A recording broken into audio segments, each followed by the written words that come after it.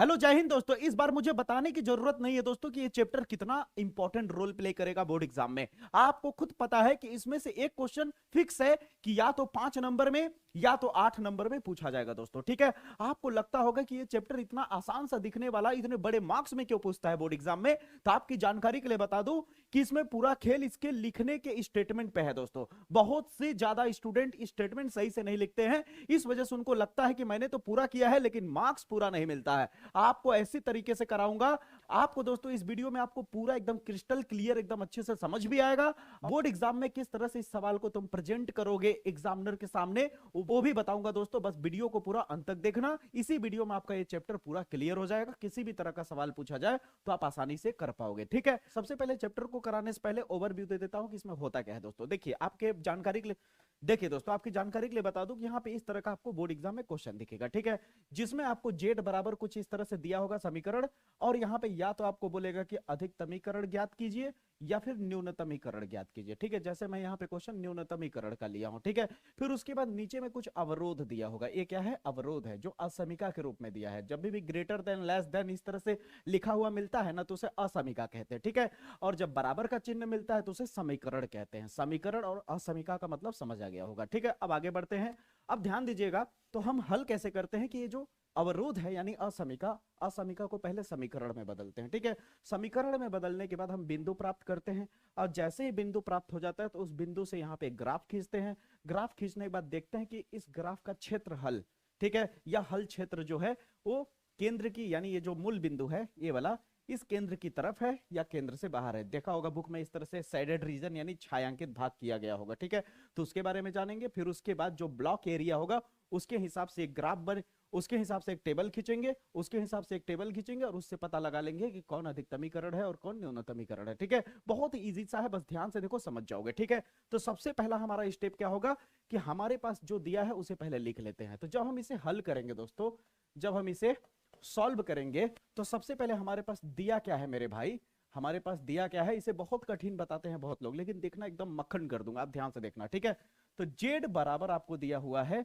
-3x plus 4y, ये आपको दिया हुआ है। ठीक है, ध्यान से देखिएगा। अब ध्यान से देखा जाए तो जेड जो है वो किस रूप में पूछ रहा है? जेड को न्यूनतमीकरण में। न्यूनतमीकरण का मतलब होता है मिनिमम वैल्यू, यानी जेड का हमें क्या निकालना है? मिनिमम वैल्यू निकालना। ठीक है, ये दिया हुआ है। उसके बाद हमारे पास कुछ अवरोध है, अवरोध। अब हमारे पास अवरोध क्या दिया है? x plus 2y less equal 8 दिया है, फिर comma 3x plus 2y less equal 12 दिया हुआ है यहां पे। उसके बाद यहां आप देख सकते हो कि x के ग्रेटर इक्वल में 0 दिया है और y के ग्रेटर इक्वल में 0 दिया है। कभी भी x हो या y हो उसके साथ अगर 0 हो तो इसको लिखने की जरूरत नहीं है। ठीक है, इसका कोई यूज नहीं होगा, इसलिए आप इन दो को लिखना है केवल। यहां तक हो गया। अब यहां तक जब आप कर लोगे तो अगला स्टेप क्या लिखोगे बोर्ड एग्जाम में? जब इस तरह का सवाल करोगे तो अगला स्टेप आप लिखोगे कि इस जो अवरोध दिया है इसको आप समीकरण में बदलोगे। किस में बदलोगे इसको? अब हम यहां लिखेंगे कि दिए गए अवरोध को समीकरण में बदलने पर। ठीक है भैया, ये कैसे बदलेंगे? देखिए x है प्लस है 2y है, अब यहां जो लेस इक्वल दिख रहा है उसको इक्वल करके लिख दीजिए, बाकी कुछ नहीं करना, कितना सिंपल सा है। और इसे नाम दे दीजिए समीकरण नंबर 1 का। ठीक है, कॉमा उसी तरह इसको लिख लीजिए 3x प्लस 2y बराबर 12, इसे नाम दे दीजिए समीकरण नंबर 2 का। ईमानदारी से बताइए यहां तक क्लियर है या नहीं? अब इसके बाद क्या होता है, बहुत लोग जो बिंदु प्राप्त करते हैं पता ना किस किस फलाना ढिमका तरीका से करते हैं और बोर्ड एग्जाम में मार्क्स कतई नहीं मिलता है, और लगता है कि अरे भाई मैंने तो सही किया था यार, कैसे मार्क्स कट गया। लेकिन देखो सही तरीका क्या है, जो मैं बताऊंगा अगर तुम अपने एनसीईआरटी बुक से मैच कराओगे तो उसके, अगर आप एनसीईआरटी बुक से मैच कराओगे तो मेरा तरीका, मेरा बताने का टेक्निक पूरा मैच करेगा, और जो मैं बिंदु निकालूंगा वो बिंदु भी मैच करेगा। समझ आई मेरी बातें? तो कैसे करना है ध्यान से समझो। अभी जो समीकरण है ना, इस समीकरण को रैखिक समीकरण का जो एक फार्मूला है उससे तुलना कर दो इसका।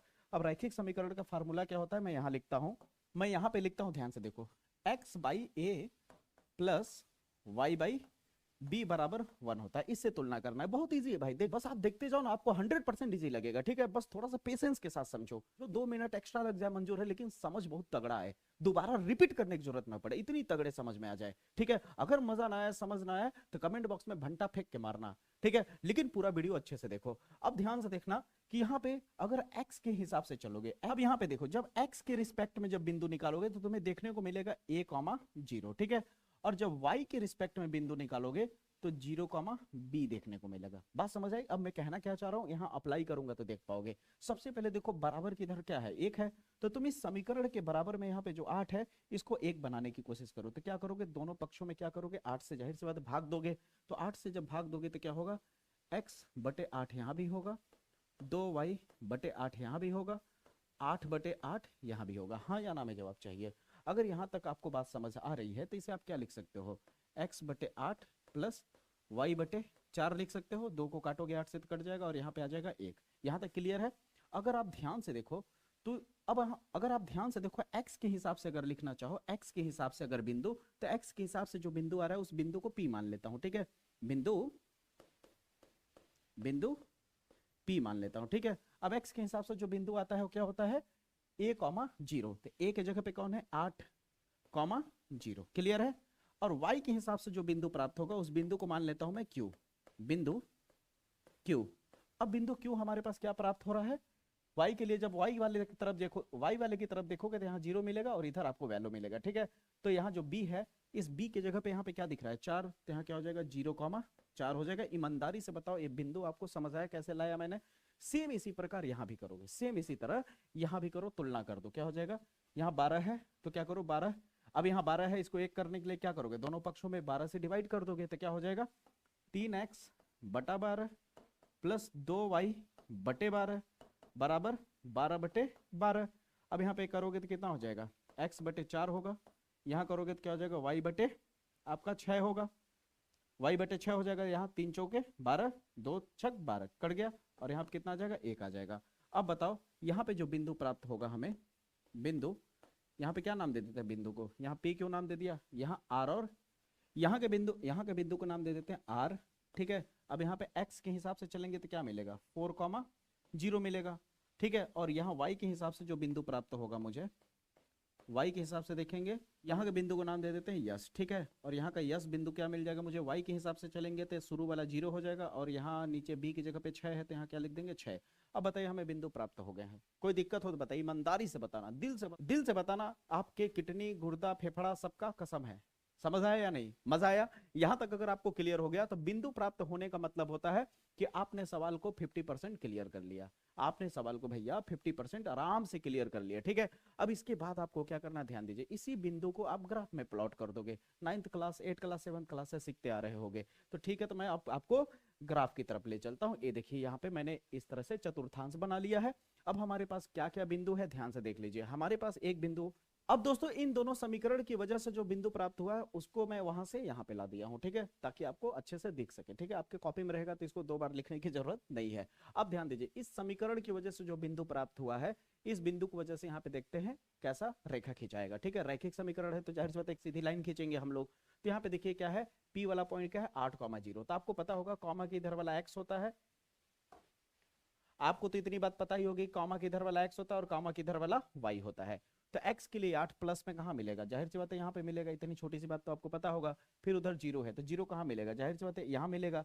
अब लाइन को मिलाओगे कहाँ मिलेगा, यहीं पे मिलेगा, यानी वो जो पॉइंट है P वाला आपको कहाँ देखने को मिलेगा, P पॉइंट 8,0। उम्मीद करता हूँ इतनी सी बात तो आपको क्लियर हो ही रही होगी, ठीक है। 8,0 आपको मिल गया।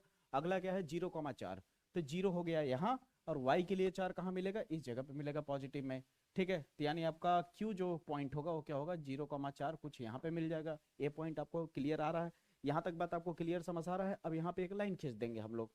अब मेरे दोस्तों ध्यान से देखिए कि यहाँ पे जो पॉइंट मैंने लिया था उस पॉइंट पे मैंने क्या किया, दोनों को मिलाते हुए एक रेखा इस तरह से खींच दी। कोई दिक्कत नहीं, ठीक है। अब मैं जो कहूँ उसे ध्यान से समझिएगा। उसी तरह इस वाले बिंदु को भी हमें प्लॉट करना होगा। तो यहाँ के लिए समीकरण दूसरे के लिए ये जो लाइन खींचा है वो समीकरण 1 के लिए खींचा है, ध्यान दीजिएगा, ठीक है। अब दूसरी लाइन जो खींच रहे हैं वो क्या है, R आपके पास क्या है, 4,0, ठीक है। तो x के लिए 4 कहाँ मिलेगा, यहाँ मिलेगा, और 0 तो भैया यही मिलेगा। तो आखिरकार यहाँ पर पॉइंट आकर के दिखेगा, यानी 4,0 जीरो। ये कौन सा पॉइंट है आपका? आर पॉइंट है। कौन सा पॉइंट है भैया? आर पॉइंट है। अगला क्या है आपके पास? 0,6, तो 0 यहाँ होगा, y के लिए 6 कहाँ होगा? यहाँ होगा, यानी आपका यस वाला पॉइंट यहाँ होगा। कौन सा? यस वाला पॉइंट आपका यहाँ होगा 0,6। अब बताइए ईमानदारी से यहाँ तक क्लियर है दोस्तों? अब दोस्तों इन दोनों पॉइंट, अब दोस्तों ये जो दोनों पॉइंट मैंने खींचा 0,6 और यहाँ पे 4,0, इसके लिए भी मैंने एक लाइन खींच दी मिलाते हुए। यहां तक आपको समझ आया या नहीं? अगर यहां तक समझ आ गया तो आपने 70% करीबन सवाल को खत्म कर लिया। अब आप ध्यान से देखिए, जब यहां तक आप कर लोगे तो इसके बाद आप चेक करोगे हल क्षेत्र। क्या चेक करोगे? हल क्षेत्र। और हल क्षेत्र हमेशा चेक किया जाता है केंद्र से। कहां से? केंद्र से। तो आप लिखोगे क्या? ध्यान से समझना। यहां तक आपने लिख लिया है, ठीक है, तो इसके नीचे आप क्या लिखोगे? ध्यान देना, ठीक है। वही चीज समझ लो कि मैं यहाँ लिख रहा हूँ, समझ लेना उसी के नीचे लिख रहा हूँ, ठीक है। अब यहां तक हो जाने के बाद, जब यहां तक आप कर लोगे तो आपका अगला मकसद होगा छायांकित भाग को देखना, कि छायांकित भाग ये जो रेखाएं हैं, जैसे मान लो ये नीली, जैसे मान लो ये हरी वाली जो लाइन गई है, ठीक ना, तो छायांकित भाग का मतलब डैश डैश जो होगा शेडेड रीजन, वो उधर की तरफ होगा या केंद्र की तरफ? केंद्र है तो केंद्र की तरफ हो गया या बाहर की तरफ होगा? तो कैसे पता चलेगा? उसका तरीका, उसको पता लगाने का, उसको पता लगाने का रास्ता है हल क्षेत्र। तो हल क्षेत्र की मदद से हमें पता चलेगा कि केंद्र की तरफ होगा छायांकित भाग या केंद्र से बाहर। तो क्या करेंगे हम? यहाँ पे लिखेंगे हल क्षेत्र के लिए, ठीक है। मान लेते हैं ये जो पॉइंट है, इस पॉइंट को मान लेते हैं हमारा ओ पॉइंट है, ठीक है। तो हम पॉइंट ओ मान लेते हैं और यहाँ पे कौन सा वैल्यू मिलेगा? जाहिर सी बात है मूल बिंदु है तो 0,0 मिलेगा। हाँ या ना में जवाब चाहिए। क्या मिलेगा बच्चा? 0,0 मिलेगा। ये जीरो मत समझ लेना, ठीक है। ये आपका क्या है? ओ है, पॉइंट ओ है, ठीक है, याद रखिएगा। अब यहाँ पे ध्यान से समझना, इस पर हम लोग चेक करेंगे हल क्षेत्र इसका, ठीक है। तो सबसे पहले समीकरण 1 को ले लेते हैं। क्या ले लेते हैं? समीकरण 1 को। समीकरण 1 क्या है हमारे पास? अब समीकरण 1 की मदद से जांच कर लेते हैं कि हल क्षेत्र किधर की तरफ होगा। तो ध्यान दीजिए, यहाँ पे क्या है? x plus 2y less equal 8 है, ठीक है। अब आप कहोगे सर यहाँ तो बराबर का सिंबल है। अरे भाई, इस बिंदु को निकालने के लिए बराबर यूज किए थे, लेकिन बराबर से पहले क्या था? यहाँ पे आप देखो, बराबर से पहले क्या था? यहाँ पे लेस इक्वल 8 था कि नहीं? ठीक है, तो यहाँ पे क्या कर दिए? बराबर हटा के लेस इक्वल फिर से वही कर दिए जो पहले था, ठीक है। अब यहाँ पे करना कुछ नहीं है। यहाँ देखो क्या है? x की जगह पे 0 है, y की जगह पे क्या है? 0 है। तो x और y हटा करके एक बार चेक कर लेंगे कि क्या, x और y हटा के एक बार चेक कर लेंगे कि हल क्षेत्र किधर की तरफ है। क्या कहने का मतलब है? वो करूंगा तो देखोगे, ठीक है। x की जगह क्या हो जाएगा? 0, फिर हो जाएगा 2 इंटू वाई की जगह हो जाएगा 0, ठीक है। यानी 0 और 2 का गुणा करोगे 0 से 0, यानी कुल मिला के ओवरऑल यहाँ 0 आ जाएगा और इधर क्या होगा? आपका 8 होगा। ये जो नीचे वाला एक सीधी लाइन है, ये बराबर का सिंबल है, ठीक है। और इसका मतलब तो आप जान ही रहे हो, लेस देन, ठीक है। जिधर की तरफ मुंह खुला रहेगा वो बड़ा और जिधर की तरफ बंद रहेगा वो छोटा। तो अभी थोड़ी देर के लिए बराबर को फोकस मत करो। अब बराबर के थोड़ी देर के लिए इस बराबर वाले लाइन पे ध्यान मत दो, इस वाले लेस देन पे ध्यान दो, ठीक है। अब आपसे एक सवाल पूछना चाह रहा हूं, मुंह किधर की तरफ खुला है? 8 की तरफ। तो इसका इसका हल क्षेत्र दोस्तों, इस वाले हरे वाले लाइन का हल क्षेत्र दोस्तों किधर की तरफ होगा? केंद्र की तरफ होगा। किधर की तरफ होगा? इस तरह से आप अपने बुक में देखोगे तो इस तरह से साइडेड किया गया होगा। क्या किया गया होगा? सच बोल रहा हूँ कि नहीं? इस तरह से क्या किया गया होगा दोस्तों? साइडेड किया गया होगा इस तरह से, ठीक ना। किधर की तरफ? केंद्र की तरफ, ठीक है। समझने की कोशिश करो। अभी आपको ऐसे ही बना दे रहा हूं, पेंसिल से एकदम अच्छे से करोगे एग्जाम में तो आपको एकदम अच्छा मार्क्स मिलेगा, भर भर के मार्क्स मिलेगा, ठीक ना। झोला में भर के मार्क्स ले जाओगे और मार्क्स अच्छा मिलेगा। उसी मार्क्स की वजह से घर वाले लड्डू मिठाई खिलाएंगे, और लड्डू मिठाई अगर नहीं झोला में भर के मार्क्स ले गए अच्छा, तो घर वाले बेल्ट खोल के रखेंगे। आप याद रखना, सहने के लिए तैयार रहना, ठीक है। ये मान लो ये हल क्षेत्र किधर की तरफ है? केंद्र की तरफ, ठीक है। अब देख लेते हैं, चेक कर लेते हैं इस वाले लाइन का, जो आपको गुलाबी वाली लाइन दिख रही है, उसका हल क्षेत्र किधर होगा, यानी समीकरण 2 का। तो आइए चेक कर लेते हैं हम। अब दोस्तों हमने समीकरण 1 को लेके हल किया था, उसी तरह समीकरण 2 को लेके चेक कर लेते हैं। क्या है हमारे पास? 3x प्लस 2y बराबर 12। यहां तक जितना बताया हूं ना, आपको मैं गारंटी के साथ कह सकता हूं कहीं दिक्कत नहीं आया होगा। ये बात मैं सीना ठोक के कह सकता हूं। अगर आप लगातार देखोगे तभी आप समझ पाओगे। जल्दबाजी के चक्कर में मत रहना मेरे दोस्त। जल्दबाजी में आपका बहुत लोग नुकसान कर चुके हैं। तो अब यहाँ इस चैनल पे आए हो तो फील करो, चीजों को सीख के जाओ, ठीक है। अब यहाँ पे ध्यान देना, यहाँ पे क्या है? यहाँ भी आपको लेस देन मिलेगा। क्या मिलेगा? इस समीकरण 2 में भी चेक कर लेते हैं। 0 0 रख के यहाँ 0 रखेंगे तो कितना हो जाएगा? 3 गुणे 0, 2 गुणे 0 लेस इक्वल 12, यानी 0 लेस इक्वल 12। बताओ ये सत्य है या नहीं? क्या 0 से बड़ा है या नहीं? 12 बिल्कुल बड़ा है, यानी यह भी सत्य है, यह भी सत्य है। इसका मतलब ये कह सकते हो, यहाँ पे अब एग्जामिनर को तुम बताओगे, एग्जामिनर को समझाओगे कि समीकरण, अब एग्जामिनर को अब एग्जामिनर को तुम स्टेटमेंट लिखोगे कि दोनों समीकरण का हल क्षेत्र केंद्र की ओर है। ठीक ना, किधर की तरफ है बच्चा? केंद्र की तरफ है। इतनी बात समझ आई या नहीं मेरी बात? अगर केंद्र की तरफ है तो जाहिर सी बात है इसका भी हल क्षेत्र किधर की तरफ होगा? अंदर की तरफ ही होगा। अब इस वाले का भी हल क्षेत्र क्या होगा? केंद्र की तरफ होगा, इधर की तरफ। किधर होगा दोस्तों? इधर की तरफ होगा। इस तरह हाँ या ना में जवाब चाहिए। बिल्कुल इधर होगा, केंद्र की तरफ होगा। देखो एकदम आराम से समझो ना, बहुत ज्यादा जल्दबाजी नहीं है। ठीक ना, आराम से समझो, क्लियरली समझ में आएगा। ठीक है, इसका भी क्या है? केंद्र की तरफ है। इसका भी हल क्षेत्र दोस्तों इस तरह से इस तरह की तरफ है। अगर आप ध्यान से अगर आप देखो तो जिस तरह से मैंने शेडेड किया है, आप पूरा फोकस करो यहाँ पे केंद्र पे। अब आपको ज्यादा कुछ नहीं करना है, यहाँ से एक लाइन खींचना है और इसको ऐसे खींचते जाओ जब तक कहीं टकराए ना। टकरा गया रोक दो यहाँ पे। उसी तरह यहाँ से लाइन खींचो, टकरा जाए तो रोक देना, टकरा गया रोक दो। अब यहाँ से देखो ऐसे घुमा लो और यहाँ से ऐसे घुमा लो। दिखा? अगर यहाँ पे ध्यान से देखो तो एक ब्लॉक एरिया बन गया। यहाँ पे क्या बन गया? इतना पूरा एक ब्लॉक एरिया बन गया। तो इसी पर हम अपना चेक करेंगे न्यूनतमीकरण। इसी पे हम चेक करेंगे न्यूनतमीकरण। तो यहाँ पे हम देखेंगे कि इस ब्लॉक एरिया में कहाँ कहाँ पॉइंट है। तो इस जगह पे कौन सा पॉइंट है? 0,0, बिल्कुल सही। इस जगह पे कौन सा पॉइंट है?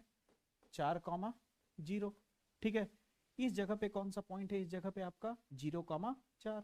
कितना है? 0,4 है इस जगह पे। इस जगह पे पॉइंट यही है ना, क्यू वाला पॉइंट। ठीक है, अब कहोगे यहाँ पे कौन सा पॉइंट है सर जहाँ पे टच हुआ है? तो यहाँ पे आपको ये जो समीकरण 1 और समीकरण 2 है, आपने 10th क्लास में पढ़ा होगा विलोपन विधि प्रतिस्थापन विधि से x और y का मान ज्ञात करना। तो आप x और y का मान ज्ञात करके आप डायरेक्ट यहाँ लिख सकते हो। ठीक है, आप डायरेक्ट लिख सकते हो। ठीक है, आप हल करके, अब यहाँ पे मैं करूंगा तो बहुत लंबा हो जाएगा सवाल, और यहाँ आपको हल करके लिखना भी नहीं है, आपको डायरेक्ट ही लिखना है। ठीक है, आप किनारे रफ में हल करोगे, लेकिन यहाँ पे वैल्यू क्या लिखोगे? डायरेक्ट लिखोगे। आप याद करो यार, भूलो मत। यहाँ पे इस तरह से जो आपको दिया हुआ है, याद दिला देता हूँ, हल्का सा मैं हिंट दिला देता हूँ। इस तरह से जो दिया हुआ है समीकरण 1 और समीकरण 2, इस तरह से आप बताइए 10th क्लास में विलोपन विधि से ऐसा नहीं करते थे? घटा देते थे तो चिन्ह बदल जाता था और ये वाला कट जाएगा, फिर x का वैल्यू मिल जाएगा, फिर वैल्यू पुटअप कर देंगे तो y का वैल्यू मिल जाएगा। मिल जाएगा कि नहीं? तो मैं यहाँ पे डायरेक्ट वैल्यू रख रहा हूँ। ठीक है, आप लोग इसे हल करके चेक कर लेना। यहाँ पे दोस्तों मैं डायरेक्ट वैल्यू लिख रहा हूँ। क्या आएगा यहाँ पे? 2,3 आएगा। ठीक है, आप चेक भी कर सकते हो। यहाँ पे डायरेक्ट देखो, अगर मैं ऐसे करूँ तो भी आपको वही वैल्यू दिखेगा। देखो यहाँ पे 2 दिख रहा है x के लिए, यहाँ घुमाओगे तो देखो लगभग 3 दिख रहा है। दिख रहा है कि नहीं? बिल्कुल। अगर आपका एग्जैक्टली अब देखो ना, यहाँ पे मैं ऐसे ही नॉर्मली ग्राफ बनाया हूँ, तो इनकी जो गैपिंग है वो कहीं ना कहीं, कहीं ज्यादा, कहीं बड़ा, कहीं छोटा, कहीं कम है। ठीक है, लेकिन अगर एग्जैक्टली ग्राफ में बनाओगे तो एग्जैक्टली आएगा, आपको हल करने की कोई जरूरत नहीं पड़ेगा। अब यहाँ तक आपका हो गया ना, तो अब आपका सवाल लगभग 90% कंप्लीट हो चुका है। अब केवल और केवल हमें एक टेबल बनाना है और टेबल में चेक करना है कि कहाँ न्यूनतमीकरण है और कहाँ अधिकतमीकरण है। लेकिन अधिकतमीकरण तो निकालना नहीं है, तो न्यूनतमीकरण का मतलब होता है देखेंगे किस पर सबसे कम वैल्यू आ रहा है। ठीक है, कैसे करना है वो तो मैं हूं ना, बस आप देखिए बस। ठीक है दोस्तों, ये बात तो आपको पता चल गया कि किस पे चेक करना है हमें। इस वाले पॉइंट पे चेक करना है, इस वाले पॉइंट पे चेक करना है, इस वाले पॉइंट पे, इसको यम नाम दे देते हैं। ठीक है, और इस पॉइंट पे चेक करना है। पॉइंट कितने हैं? 1 2 3 4। ठीक है, इन्हीं पॉइंट को मैं यहाँ पे लिख दिया हूँ इस तरह टेबल बना करके। ऐसे ही आप भी टेबल बनाओगे। ठीक है, टेबल में क्या लिखोगे? कोणीय बिंदु, और इधर लिखोगे जेड वाला वैल्यू। ठीक है, अब कोणीय बिंदु हमने जो जो लिया, कोणीय बिंदु कौन कौन सा लिया? 4 पॉइंट ले लिया जो ब्लॉक एरिया बना रहा था। ठीक है, एक हो गया ओ वाला पॉइंट आपका 0,0, पी वाला 4,0, एम हो गया 2,3 जो मैंने अभी लिखा, और क्यू हो गया आपका 0,4। आप देख सकते हो यहाँ पे। ठीक है, आप यहाँ पे चेक कर सकते हो वीडियो को पीछे भगा करके। अब हमें करना क्या है? इसको यहाँ x और y की जगह पे हटा करके, x और y का मान हटा करके इनको रखना है और चेक करना है। जैसे मान लो पहले ओ वाले को चेक कर लेते, किनारे यहाँ रफ में मैं कर रहा हूँ। ठीक ना, रफली z बराबर कितना है? -3x + 4y। फटाफट कर लेते हैं। x और y की जगह क्या रखोगे? 0 0 रखोगे तो पूरा z का वैल्यू क्या हो जाएगा? 0 हो जाएगा। क्या हो जाएगा? 0 हो जाएगा। अब 4,0 रख के देख लो यहाँ पे, z बराबर कितना है? -3x + 4y है। तो ठीक है भैया, -3 इंटू एक्स की जगह कितना रखना है? 4 + 4 इंटू वाई की जगह कितना रखना? 0। तो कुल मिला के आपको मिल जाएगा -12। तो यहाँ कितना आ जाएगा? दूसरे वाले में -12। ठीक है, तीसरे वाले में क्या है? 2,3। तो 2,3 अगर हम रखते हैं तो जेड बराबर कितना है? -3x + 4y है। तो कितना हो जाएगा? जेड बराबर -3 गुणे एक्स की जगह 2 + 4 इंटू वाई की जगह 3। हल करोगे तो आ जाएगा -3 दूनी 6 और 4 यही 12। हल करोगे तो सीधे सीधे आपको मिलेगा कितना? आपको +6 मिलेगा। कितना मिलेगा दोस्तों यहाँ पे? प्लस का 6 मिलेगा। अब यहाँ पे क्या है 0,4 है, 0,4 अगर यूज करोगे तो x के जगह 0 हो जाएगा, यहाँ 4 रखोगे 4 चौक 16 आ जाएगा, तो यहाँ प्लस का 16 आ जाएगा। अगर अधिकतमीकरण पूछा होता तो अधिकतमीकरण सबसे बड़ा वैल्यू कौन है, +16 है, तो ए आंसर हो जाता है। और ब्रैकेट में क्या लिख देते, अधिकतमीकरण, ब्रैकेट में क्या लिख देते, अधिकतमीकरण लिख देते, ठीक है। लेकिन हमसे न्यूनतमीकरण पूछा है, तो बताइए सबसे छोटा कौन है, 0 या -12, तो जाहिर सी बात है 0 से भी छोटा कौन होता है, माइनस वाला। तो यहाँ पे क्या हो जाएगा बगल में, यही होगा इसका,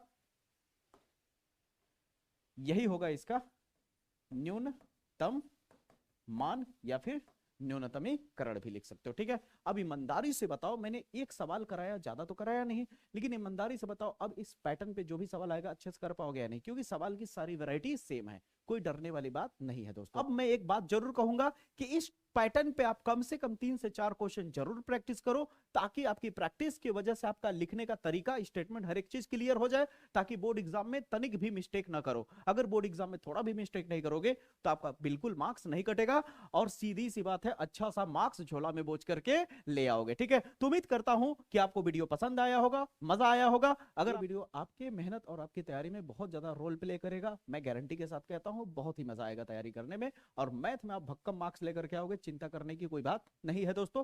ठीक, मुलाकात करूंगा अगले वीडियो में, तब तक के लिए जय हिंद जय भारत।